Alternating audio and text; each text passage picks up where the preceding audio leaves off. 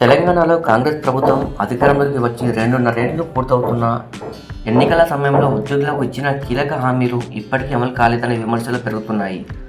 ముఖ్యంగా PRC, DA బకాయిలు, CPS రద్దు, హెల్త్ కార్డుల అంశాల్లో ప్రభుత్వం ఆలస్యం చేస్తుందని ఉద్యోగ సంఘాలు మండిపడుతున్నాయి.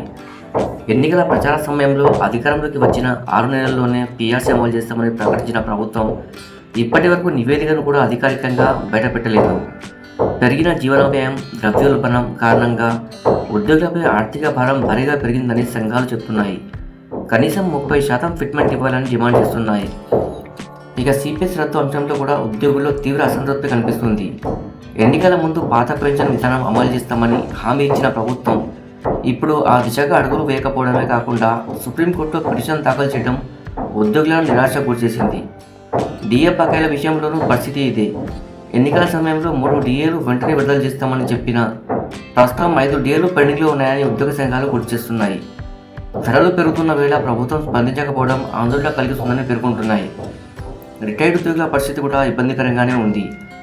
దాదాపు 6,000 కోట్ల రిటైర్మెంట్ బకాయిలు పెండింగ్లో ఉన్నాయని, వాటి చెల్లింపులపై ఇప్పటికీ స్పష్టమైన కార్యాచరణ ప్రకటించలేదని విమర్శలు వస్తున్నాయి. ఉద్యోగుల హెల్త్ కార్డుల వ్యవహారంలో కూడా పదే వాయిదాలు పడుతున్నాయి. తాజాగా జూన్ 2 నుంచి హెల్త్ కార్డుల అమలు ప్రారంభిస్తామని ప్రభుత్వం ప్రకటించినప్పటికీ క్యాష్లెస్ వైద్యం పూర్తి స్థాయిలో అందుతుందా లేదా అన్న అనుమానాలు ఇంకా కొనసాగుతున్నాయి. అయితే ప్రతి నెల మొదటి తేదీన జీతాలు, పెన్షన్లు జమ కావడం మాత్రమే ఉద్యోగులకు కొంత ఊరటనిస్తుంది. కానీ పెండింగ్ సమస్యలు పరిష్కారం కాకపోతే ఈ ఒక్క అంశంతో అసంతృప్తి తగ్గదని ఉద్యోగ సంఘాలు హెచ్చరిస్తున్నాయి.